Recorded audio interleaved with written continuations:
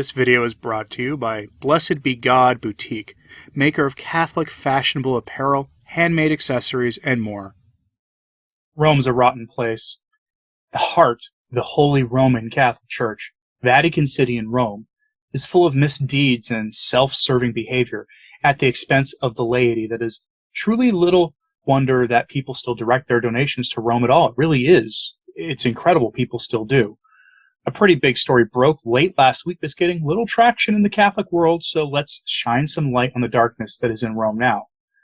A senior prelate has used money meant to combat the forces of Moloch in the world to renovate his own apartments to a tune of more than €500,000.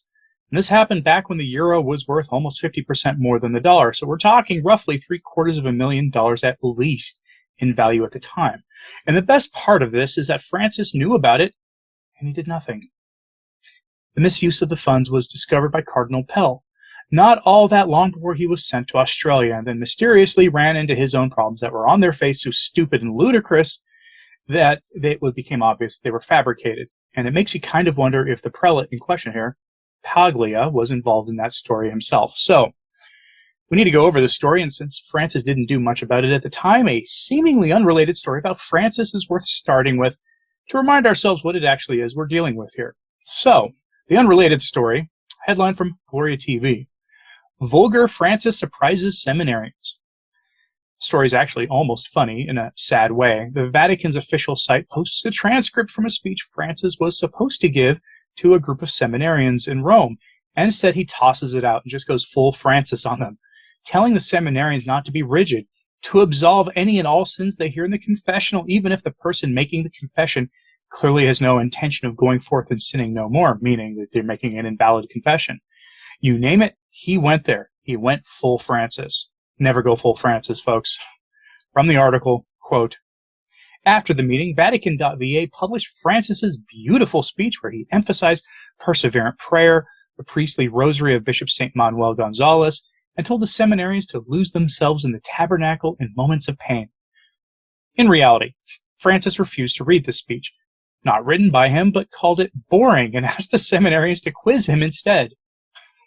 He told the seminarians that a priest in confession must, quote, forgive everything and give absolution even if the penitent has no intention to make amends. A prudent priest who refuses absolution when necessary is for Francis a vehicle for an evil, unjust, and moralistic judgment. Francis said that there are priests who have fallen into grave sins but are, quote, with the people. Francis named adherents of the James Martin hobby and the suddenly in vogue group in the culture that you can't talk about as examples. He repeated that the seminarians should not be rigid and clerical, but that they would not be good priests just because they dress up as priests, and that their life should not consist of climbing. Francis used a language which some seminarians described as vulgar, which surprised the seminarians, end quote. Now, obviously, Gloria TV is not going to tell you precisely what he said that was vulgar, but you can use your imagination.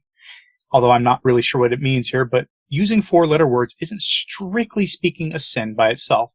A lot of context is important whenever that happens, though one of the things that could make it sinful is if the audience or receiver of the words are scandalized by them. And frankly, if you think Francis is Pope and you go to a meeting with him and he starts throwing around gutter language, you'd expect the audience to be scandalized by his words. There are some people who the use of those words will just be sinful pretty much under most circumstances.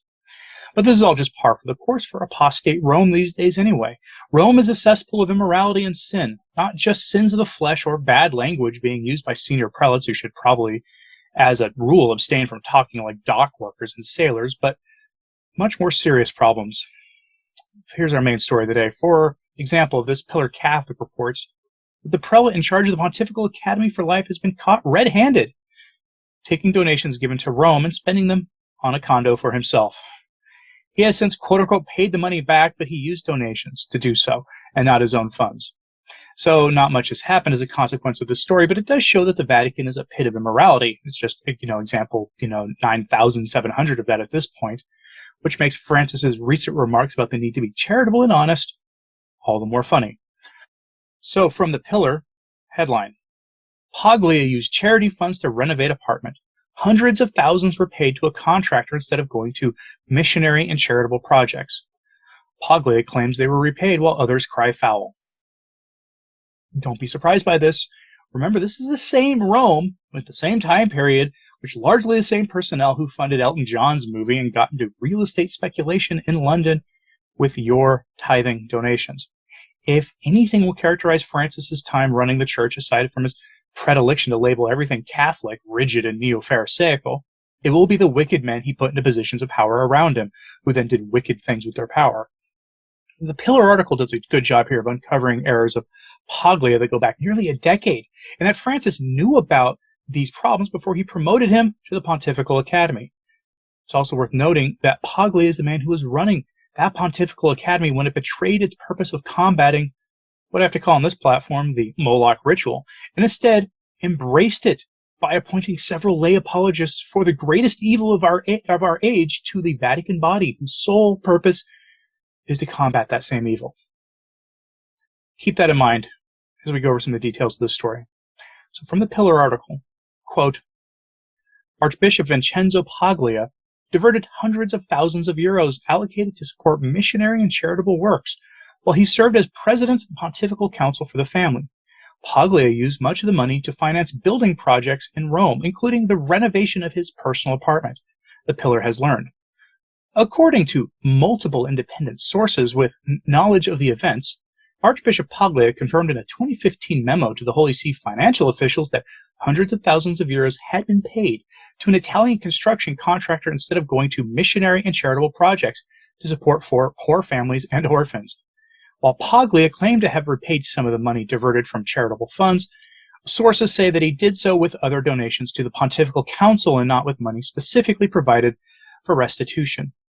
The Archbishop, currently president of the Pontifical Academy for Life, led the Pontifical Council for the Family from 2012 until 2016, when Francis merged the council into the Dicastery for Laity, Family, and Life.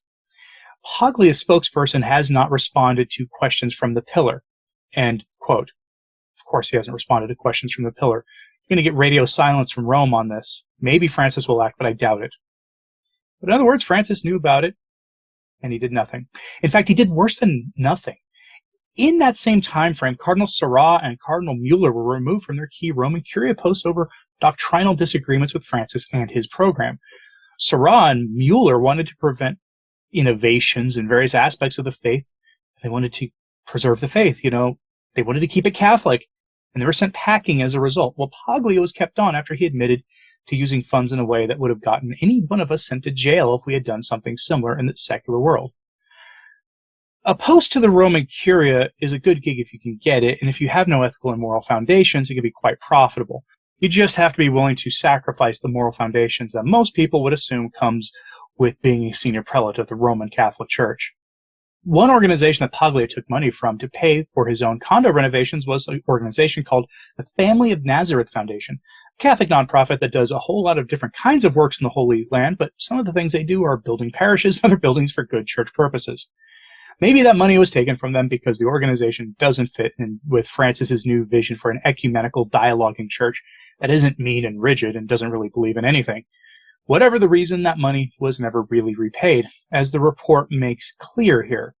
So back to that Pillar article. Quote, according to senior sources at the Secretariat for the Economy, the diversion of money was first detected in late 2014 as the Secretariat worked to implement new rules on tracking curial expenditures, including requiring, quote, 4 eyes and 2 signatures on all major financial transactions. In early 2015, the matter was referred to the Office of the Auditor General, which investigated before preparing and submitting a report to Pope Francis.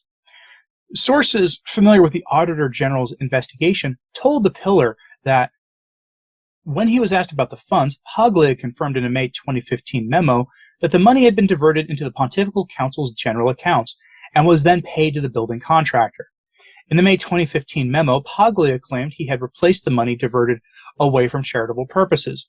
But sources said that while 600,000 euros did arrive in the Family of Nazareth's Foundation's account later that month, in 2 installments, the money was drawn from other donations to the Pontifical Council.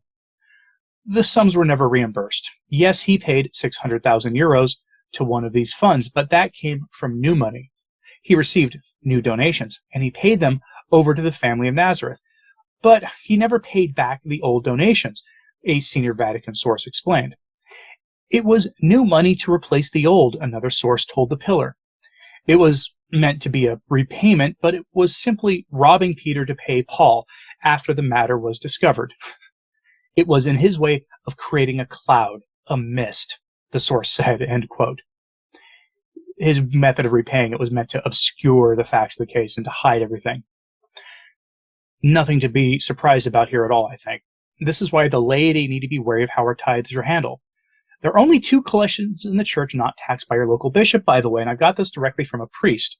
One is the Christmas collection and the other is the Easter collection.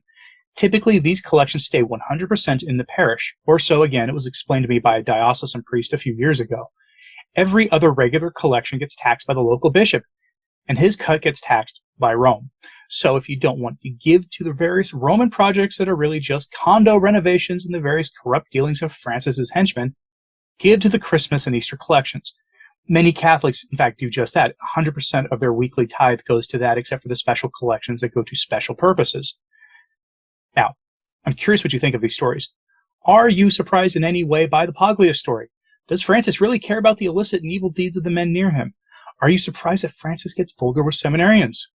Do you think it should be looked into whether Cardinal Paglia was involved in the mess involving Cardinal Pell?